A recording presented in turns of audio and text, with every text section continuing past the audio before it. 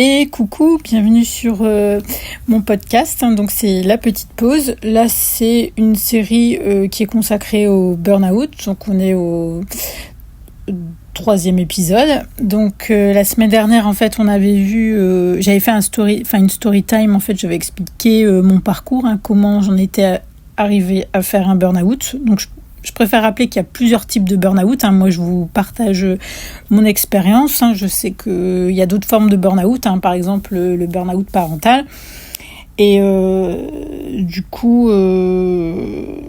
voilà, c'est juste le reflet de mon expérience. Je suis pas médecin non plus. Là, je vais vous partager mes informations concernant le parcours de soins, ce que j'ai fait, ce qui a marché. Et je suis toujours en fait accompagnée de ChatGPT parce que comme je vous avais dit précédemment, il me reste en fait, je vais pas dire des séquelles, mais quelques troubles, des séquelles, encore quelques troubles. Et du coup, c'est vrai que ChatGPT, dans ma situation, vrai c'est la vie, parce que je lui mets mes idées et il me fait un brouillon, la structure en fait de l'épisode pour que je puisse vous partager mon histoire tout simplement. Alors du coup donc mon médecin il m'a déclaré en burn-out et suite à ça en fait il m'a fait une ordonnance pour une consultation psy et il m'a orienté au tout départ vers un CMP.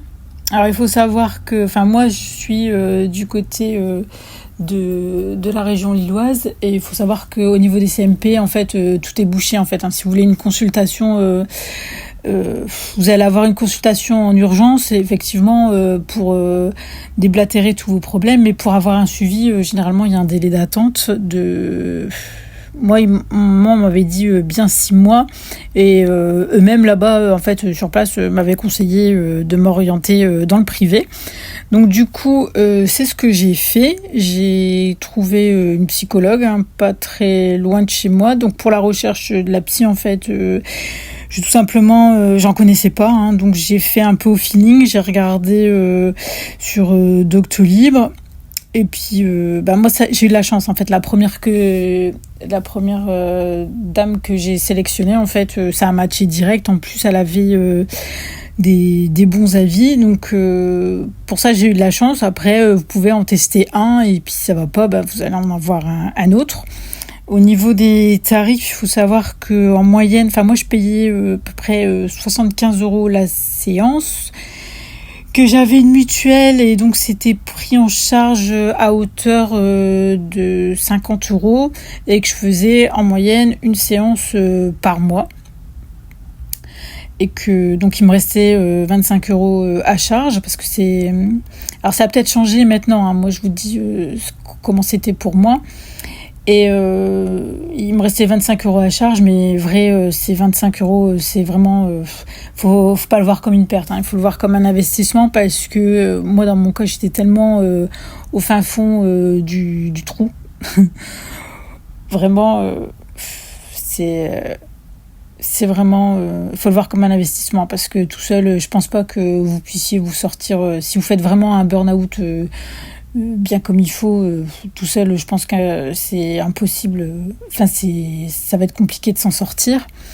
Et ensuite il m'a fait une ordonnance une espèce d'ordonnance en fait pour aller voir un psychiatre parce que du coup le problème ce qui s'est posé pour moi c'est que j'ai perdu la mémoire. Et alors en plus j'ai pas perdu la mémoire, je perdais beaucoup les mots etc, mais vraiment sur les 4 années où j'étais en entreprise il me restait plus rien en fait. Je me souvenais plus du nom de ma responsable, je me souvenais plus des prénoms des collègues, je me souvenais plus du nom des logiciels, je savais dans les grosses lignes que j'étais au téléphone, mais ce que je faisais, ce que je vendais, encore moins. Franchement, catastrophique. Un état vraiment, je vous dis, de toute façon, ça vous fait peur. Vous avez peur. Ça fait vraiment peur, en fait, quand vous êtes dans une situation comme ça, le médecin vous dit que vous êtes en burn-out, mais vous faites des examens, bien sûr, avant qu'il vous déclare comme ça en burn-out. Mais vous dites, mais qu'est-ce que, franchement, vous imaginez, il vous dit que vous avez un burn-out, mais vous dites c'est pas possible, ça doit être bien pire que ça. Mais non, c'est vraiment, dans mon cas, c'était vraiment le burn-out. Et donc, j'avais des consultations avec une psychiatre aussi une fois par mois pour justement tout ce qui était problème de mémoire. J'avais aussi énormément d'attaques de panique, mais sans raison. Donc, ça aussi, ça, c'est catastrophique, hein, parce que vous contrôlez pas les sensations. C'est vraiment... Et puis, il faut le vivre, quoi, en fait. Parce que moi, ça venait comme ça la nuit... quand je dormais, déjà je dormais pas beaucoup, mais le peu que je dormais, j'étais réveillée brusquement par ces attaques de panique, et puis ça venait à n'importe quel moment. J'avais aussi de l'hyperacousie, donc j'entendais tout extrême. Alors c'est toujours le cas, mais moins, quand même moins en fait. Souvent quand je suis fatiguée, j'ai l'impression que le sang augmente. Et j'avais de l'hyperacousie et tout ça, il fallait le régler, mais bon, ça la psychologue, c'est bien pour en fait vous réexpliquer votre histoire et vous aider tout à faire le tri, mais vraiment il faut quand vous êtes dans une situation comme ça, il faut un psychiatre, il faut une aide, il faut des médicaments, hein, clairement, parce que moi j'ai eu des traitements, j'ai des antidépresseurs, ne serait-ce que pour calmer les attaques de panique, mais de toute façon je pense pas que seul sans traitement ce soit possible de s'en sortir, hein. Je pense pas, honnêtement. Quand c'est vraiment carabiné comme ça, je pense qu'il faut une aide, il faut des médicaments. Sachant que moi, les médicaments, c'est pas du tout mon truc. Je veux dire, moi, dans mon armoire à pharmacie, j'avais des huiles essentielles. Et c'est à peu près tout ce que j'avais. Et du coup, il a fallu me faire une raison, hein, que j'allais pas m'en sortir comme ça. Ensuite, donc au niveau de la psychiatre, ça c'est pris en charge, hein, par la sécurité sociale, hein, si c'est, je crois que c'est conventionné, hein, je crois que c'est comme ça qu'on dit. Enfin bref, si c'est, s'il n'y a pas de dépassement d'honoraires, c'est pris en charge par la sécurité sociale. Par contre, il y a une avance de frais, bien souvent. Il faut avancer les frais. Ensuite, donc ça, c'est les 2 premiers professionnels que j'ai consultés. Au niveau des consultations, moi, ce que je vous recommande, parce que moi, j'ai eu un arrêt qui a duré extrêmement longtemps, puisque du fait de la perte de mémoire, c'est de demander régulièrement à ces professionnels de faire un point sur votre situation, de faire une petite note, tout simplement. À telle date, je reçois toujours madame ou monsieur Tartampion. La situation est la suivante, tac, tac, tac, tac, tac, tout ce qui va pas, le traitement qui est actuellement mis en place, etc. Et ça, c'est important parce que si votre arrêt maladie est prolongé, il faut savoir que normalement, de mémoire, hein, c'est au bout de 6 mois, vous êtes convoqué par la sécurité sociale pour faire le point. Et du coup, la sécurité sociale, il vérifie quand même, hein, votre état de... il vérifie... vous pouvez pas aller dire ça fait 6 mois que vous êtes en arrêt, qu'il n'y a pas de suivi, qu'il n'y a rien du tout. Il faut vraiment que vous leur justifiez que vous êtes dans une démarche pour vous en sortir et que vous n'êtes pas juste en arrêt, quoi, qu'il y a des choses qui sont mises en place. Et donc c'est bien. Moi, quand j'ai été à mon rendez-vous avec la sécurité sociale, parce que mon arrêt a duré plus de 6 mois, et j'avais des justificatifs. Donc tous les mois, j'avais le point de la psychiatre, le point, la psychologue, elle me faisait une petite note, en fait, une petite note, hein, pour dire ce qu'il y avait, pas vraiment ce qu'on faisait, hein, mais qu'il y avait toujours un suivi. Et la psychiatre, elle me faisait un point tous les mois, comme quoi elle me rencontrait, avec...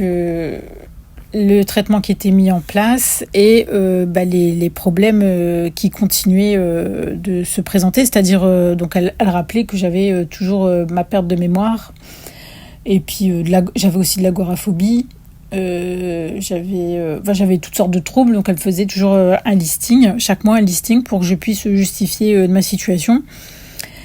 Et donc ça c'est pour la sécurité sociale, parce que si votre arrêt dure au bout de 6 mois, vous allez être convoqué et vous devrez vous expliquer, vous n'êtes pas non plus vous n'êtes pas un criminel, mais bon, vous devez montrer que vous êtes dans une démarche, que vous n'êtes pas là juste en arrêt, quoi. Et ça peut aussi servir parce que moi, j'ai eu un contrôle d'un médecin de l'employeur. Donc, c'est-à-dire que l'employeur peut mandater un médecin pour venir vérifier votre état de santé. Donc moi, c'est ce qui s'est produit. C'est apparemment... dans mon entreprise, c'est courant. Il faut pas, quand vous avez ce type de contrôle, il ne faut pas vous dire que c'est juste... vous qui êtes visé, c'est que bien souvent, c'est la procédure. Dans beaucoup d'entreprises, il y a une procédure de la sorte. Enfin bref. Donc moi, j'ai eu un contrôle comme ça, inopiné, d'un médecin envoyé par l'entreprise. Et j'ai pu lui montrer que 1, j'avais des traitements, 2, j'avais un suivi, et que j'avais un suivi tous les mois, et qu'il y avait par exemple la psychiatre, donc elle me faisait un listing, et qu'il y avait des troubles qui faisaient que je pouvais pas reprendre comme ça. En plus, j'avais des difficultés à lire, écrire, compter. Donc tout ça, c'était notifié. Donc tout ça, c'est bien d'avoir un écrit. Comme ça, vous pouvez justifier auprès de la personne qui va vous contrôler, soit la sécurité sociale ou soit via l'entreprise par un médecin. Ensuite, donc ça, c'est les deux premiers professionnels que j'ai vus. Ensuite, pour le reste, qu'est-ce que j'ai fait ? Donc au début, quand vous êtes en arrêt maladie, de toute façon, le repos, il va être obligatoire. Moi, je sais que j'ai beaucoup dormi. Je dormais énormément parce que, je pense que le cerveau avait besoin de récupérer. Et ce qui est important aussi, c'est de bien manger. C'est-à-dire que moi, j'ai toujours été très sportive et j'ai jamais mangé vraiment de saloperie, entre guillemets. Je suis pas une fanat du McDo, etc. Mais c'est vrai que avant de me mettre en arrêt, j'ai quand même perdu l'appétit et je me retrouvais à manger soit des salades, parce que j'étais en horaire décalé, donc du coup avec mes enfants, comme ils sont grands, ils se cuisinaient à manger. Moi, comme je mangeais pas forcément les mêmes aliments qu'eux, puisque ils sont jeunes, ils ont envie de trucs un peu plus grassouillés. Et c'est vrai que je me retrouvais à la fin à bouffer soit des salades sous des beaux, ou soit des soupes en boîte avec des biscottes. Il n'y avait rien de vraiment nourrissant là-dedans. Et donc la première chose à faire, c'est vrai que c'est au niveau de l'alimentation, réintroduire une bonne alimentation, éviter tout ce qui est plat transformé, etc. Vous concentrer sur vraiment des aliments primaires. Alors je sais que quand on est dans cet état-là, on a plus de force, mais vous n'êtes pas obligé de faire de la grande cuisine, hein. Vous pouvez faire des choses très simples, hein. Vous prenez quelques tomates, coupées à rondelles, un peu d'huile d'olive, un peu d'ail, puis accompagné, je ne sais pas moi, d'un poisson, enfin un truc qui va vite fait. Ou si vous avez de l'entourage, si on peut vous cuisiner des choses très simples, hein, mais vraiment des aliments. Moi, je vous conseille de manger des aliments bruts, parce que par la suite, j'ai découvert que en fait, quand vous êtes dans un état comme ça, vous sortez d'un burn-out, vous avez entre guillemets le corps qui est inflammé, qui est dans un état d'alerte, et c'est vrai que tout ce qui peut faciliter votre corps, c'est-à-dire tout ce qui est alimentation anti-inflammatoire, tout ça, je pense que ça a privilégié. Donc à ce niveau-là, vous trouvez plein de vidéos là-dessus sur YouTube ou même sur TikTok, hein. J'ai vu pas mal de personnes qui faisaient de l'alimentation anti-inflammatoire. Mais bon, si vous voulez pas vous casser la tête avec tout ça, privilégiez les aliments très simples, bruts, pas trop de trucs transformés, et ça sera déjà bien pour votre corps, hein, pour la récupération. Et ce qu'il faut faire aussi, c'est de l'activité physique, mais alors surtout il faut éviter tout ce qui va être salle de sport, activité vraiment intense. Il faut vraiment vous concentrer sur des sports, des sports. Je vous conseille même pas de faire du sport, hein, quand vous venez d'être en burn-out. C'est vraiment faire un petit peu de marche, parce que moi je sais qu'au début j'avais énormément de mal à marcher, donc ma mère elle venait me chercher, elle venait chez moi et on a commencé par des choses très simples, je veux dire le tour du pâté de maison, puis après un tout petit peu plus loin, mais vraiment de la marche, et puis s'écouter, quoi, parce que moi j'étais maintenant je suis redevenue une grande marcheuse, mais avant le burn-out je faisais énormément de sport, énormément de marche, mais 10 000 pas par jour, c'est sûr que je les faisais. Et là, une fois déclarée en burn-out, franchement, si je marchais 100 ou 200 mètres, c'était vraiment... on était au niveau du miracle. Donc, il faut y aller doucement. Il faut aussi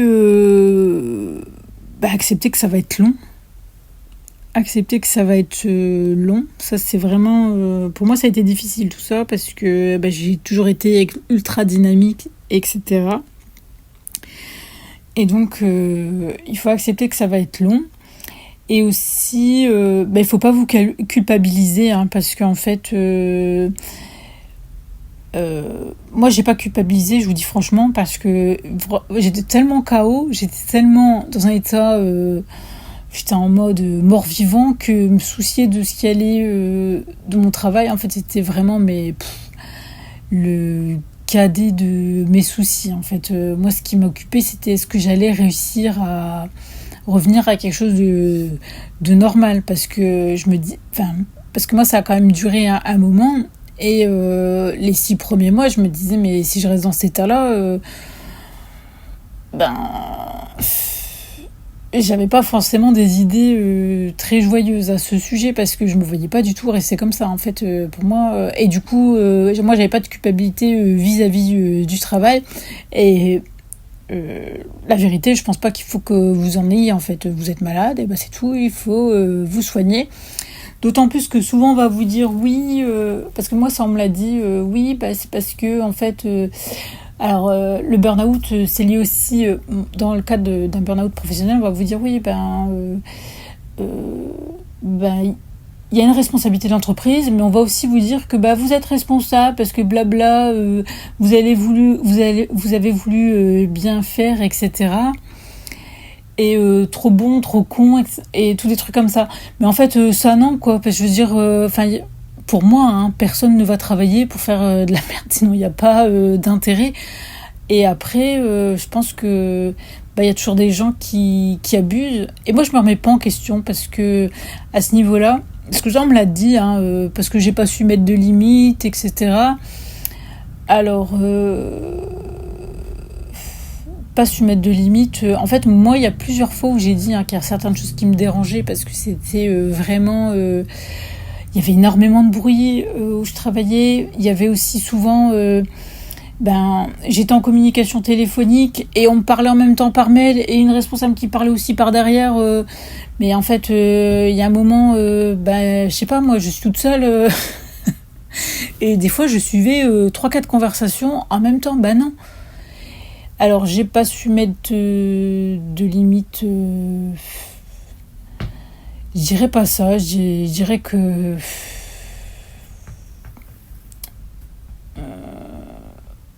moi, c'est pas une question de limite. Hein.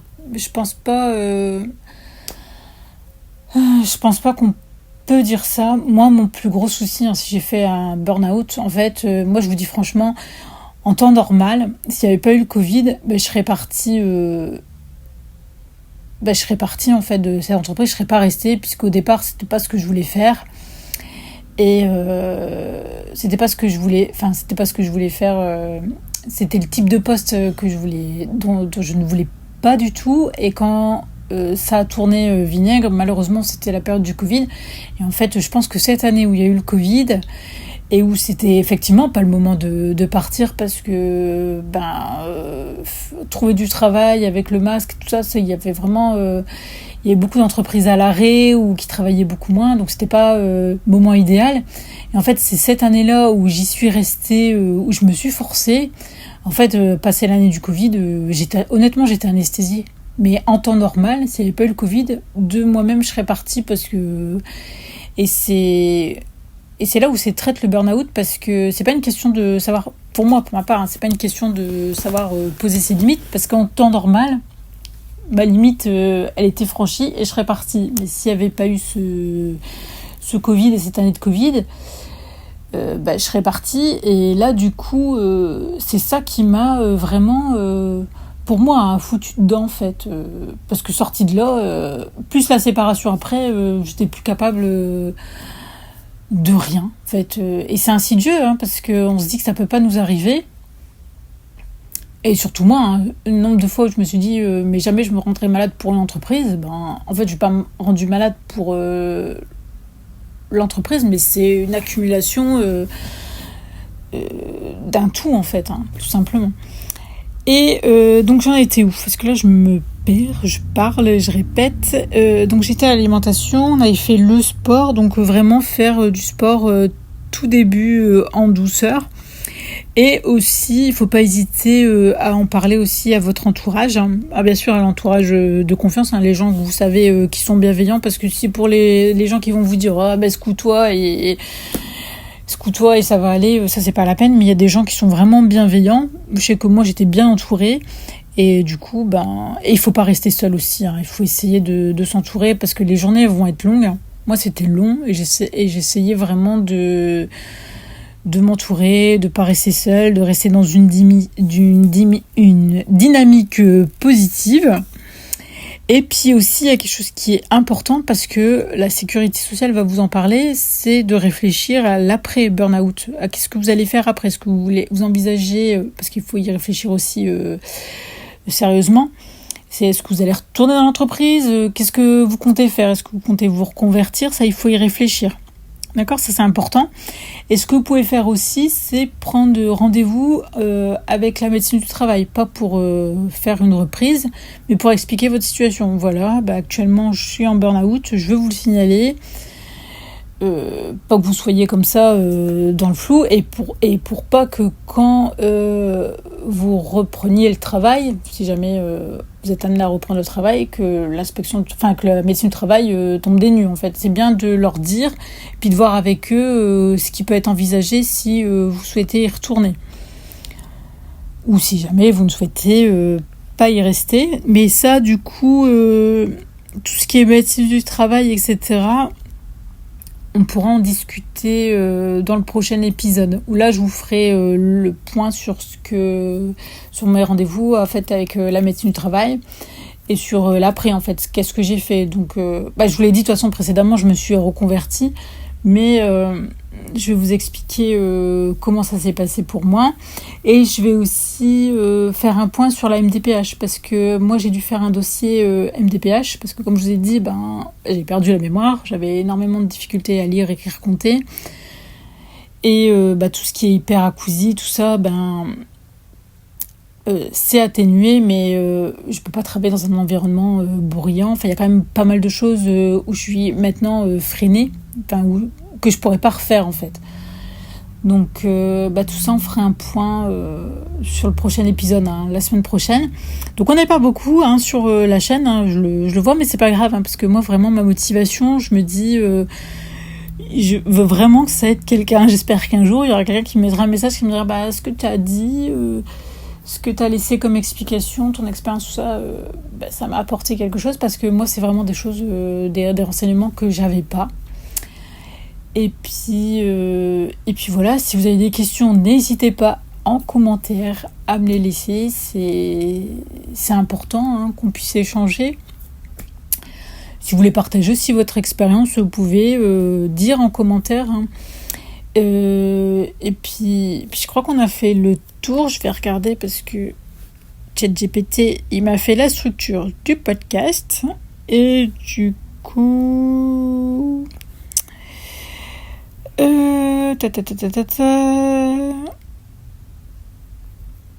Ouais, là je pense qu'on a fait le tour. Donc surtout, gardez espoir, comme je vous ai dit, on s'en sort. Le chemin est long, mais on s'en sort. Et puis après, honnêtement, moi j'ai pas de regrets. J'ai pas de regrets de cette expérience, parce que je me dis que je suis beaucoup mieux maintenant, ça c'est sûr. Il n'y a pas photo. Et que je suis plus alignée en fait, parce que là j'étais vraiment dans un truc en fait ça me convenait pas quoi, tout simplement, et je le savais depuis le départ, mais je me suis retrouvée à un moment prise au piège, tout simplement, et du coup voilà. Mais gardez espoir, on s'en sort. Donc je vous ferai un point la semaine prochaine, je vous dirai ce que je fais aujourd'hui, comment je me suis reconvertie. Et on fera un point aussi sur la médecine du travail et la MDPH. Et puis si vous avez des questions, des points que vous souhaitez que j'aborde, n'hésitez pas. Moi, je vais vraiment les rajouter. Je vous répondrai dans le prochain podcast, il n'y a pas de souci. Du coup, c'est fini pour aujourd'hui. Je vous fais des bisous et puis je vous dis à la prochaine.